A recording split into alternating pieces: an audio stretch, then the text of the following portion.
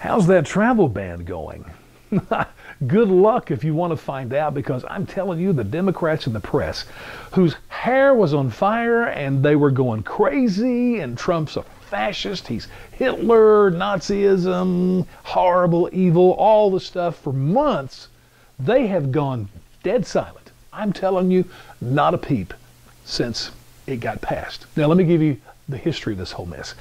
As soon as Trump took office, he signed the executive order that banned people from 7 particular countries in the Middle East, mainly Muslim countries, from coming to the United States. The purpose was to stop jihadists, those who wanted to, come through that process, get here, and then kill Americans. So where'd they go? He also wanted to improve the vetting process, which needed to be done. Under Obama, they weren't even allowed to ask questions about their religion. Are you kidding me? I mean, jihadists are all Muslims. So once you determine that fact, then you got to ask questions like, do you think gays should be executed? Are you for Sharia law? Do you support, you get the gist.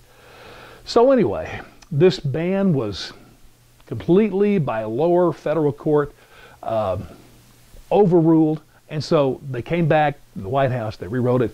Again, it was overruled by a lower court. Then it made it to the Supreme Court. And on June 26th, incredibly, by unanimous vote, they allowed the travel ban with a caveat. They did limit it. They said any bona fide relationships would be allowed, meaning if a person from those countries had family here, or they've been offered a job, accepted at school, those kinds of things, they would be allowed to come in. But other than that, the travel ban would stand. So what's going on? And if the Democrats and the press were so out to help the refugees and these people from these war-torn countries, why have they grown silent? I can answer that.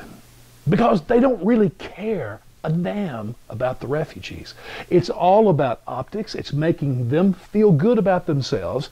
It's about them looking like they're caring, loving people. And it's about resisting Trump, even destroying Trump where they can.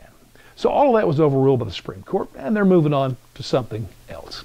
So I want to say something about the travel ban. It disturbs me that the press won't even ask a question. So how's the travel ban going? We know nothing. But here's what I hope happens. Number one, I hope, and by the way, you're probably saying, oh, Bill, you're one of those cruel, heartless conservatives. You just hope the refugees die. No, I actually care about the refugees 10,000 times more than Democrats and the press, because I actually would offer a solution that would be so much better than bringing a few thousand over here. I mean, do you know how many refugees and people there are that's trying to get out of those countries? Millions. You've heard about what's happening in Europe.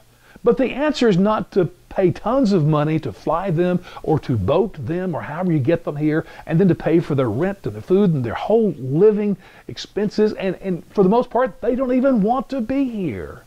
No, here's a much better solution and reach so many more and help so many more people. Set up the safe zones. It's been talked about, especially Syria has got vast areas of land that would be available for this. The NATO alliance could come to play, as well as our military, to protect them. Every single refugee that wanted to could come there. We could set up and build temporary housing, provide all the essentials. That would be cheaper than flying them and bringing them over here and trying to set them up here. And then the beauty of this, when the Civil War is over with and it's safe, they can go home. That's really what they want. And on the other hand, I think we should give preferential treatment in our whole legal immigration process to those people, ready for this? This is going to be shocking, who really want to be Americans and they want to assimilate with us.